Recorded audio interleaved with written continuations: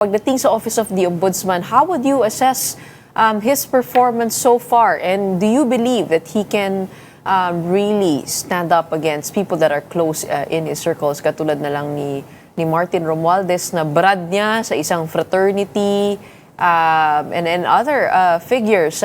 Kahapon, siya ay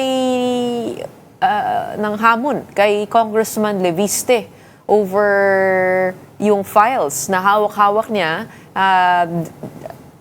challenging him to come up with the congressional probe, revealing all of these DPWH files. Pero in the same breath, he also brought up issues with the franchise of the solar company of Leandro Leviste.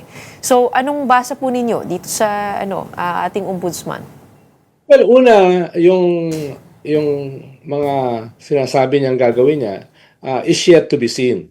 Dahil for now, yung mga binanggit niya ng mga targets last month, yung mga kasong pa-file officially, yung mga makukulong before Christmas, ay hindi nangyari.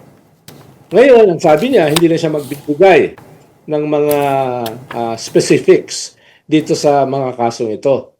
Pero, hindi ma-appease yung mga tao niya, lalo silang magagalit. Kaya, kailangan niyang gawin as soon as possible yung mga promisa niya last December.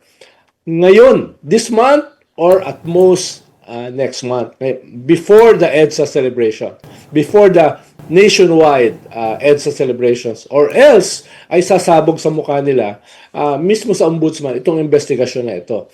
So, hindi siya pwedeng slow burn. Kailangan mangyari siya in the next 2 months. No? Yung mga big fish na sinasabi. Whether gagawin niya ito, hindi, is yet to be seen. Nabanggit mo that there should be big fish arrested before the EDSA anniversary comes around. That's around February 25. Oo. So, maaari ba...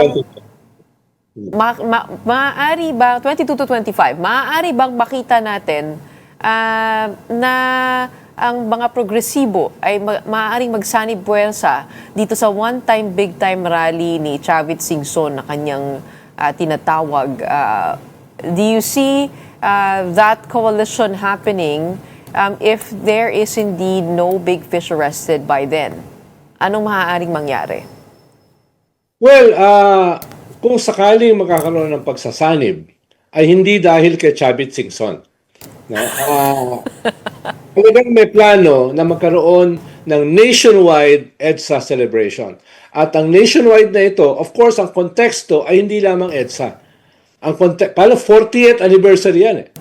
Ang konteksto rito ay yung massive flood control corruption scandal. Yun yung magiging bahagi nitong mensahe ng 40th EDSA celebration. At hindi ito dahil kay Chavit Singson. No, insignificant siya dito sa celebration na ito. Kung magsasanib lahat, malaki ang possibility. Pero at the minimum, ay magkakaroon niya ng coordination. Dahil 3 araw yan eh. 3-4 na araw. So, halimbawa, ang alam ko, yung simbahan ay meron ng plano na yung kanilang 86 parishes nationwide ay sasama dito sa celebration. Yung plano na magkaroon ng prosesyon from Quiapo Church to Santo Domingo to EDSA Shrine. First time mangyayari yan. Mahabang marcha yan. At of course, yung traditional rally dito sa EDSA.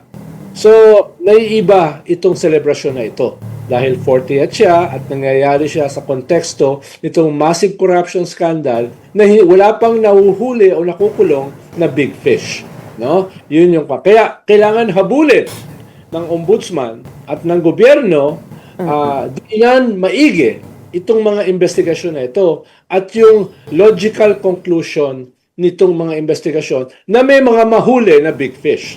Halimbawa, yung rekomendasyon ni Secretary Vince Dizon na 67 people na dapat kasuhan, kasama doon ang mga senador, kasama doon ang mga kongresista, kasama doon even cabinet secretary. So, at the very least, dapat aksyonan na yon. No? Initially. Pero Ronald, ang EDSA 1 at EDSA 2, malinaw kasi yung kanyang pakay. Nagkaroon ng palitan sa liderato. Dito naman sa pagtitipon na ito, ano ba yung goal? Because kahit doon mismo sa goal, ay hindi nagkakasundo yung mga grupo. May iba gusto bumaba si Pangulo, may iba it's just a call against corruption. Doesn't that somehow weaken these protests? And maaaring palampasin na lang. Ano kaya yung magiging pangil nitong corruption protest na ito? Kung sakasakaling tayo umabot doon at wala nga makulong na big fish.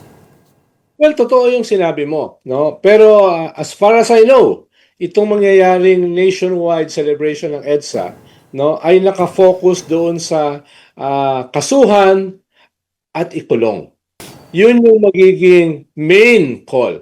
Ngayon, totoo yung sabi mo, may mga ibang grupo na mas gusto na lampasan yan. Napabagsakin yung gobyerno at saka magtayo ng bagong transition council. Pero tingin ko, para sa purposes nitong celebration na ito, ang focus pa rin ay kasuhan at ikulong itong mga big fish. No? Hindi pa rin lalabas within the constitutional framework. Tingin ko yun pa rin yung magiging main. At yan yung isang main component nitong celebration na ito ay yung Catholic Church. At hindi lalabas ang klaseng parameters. Kahit may mga ibang grupo na iba yung call.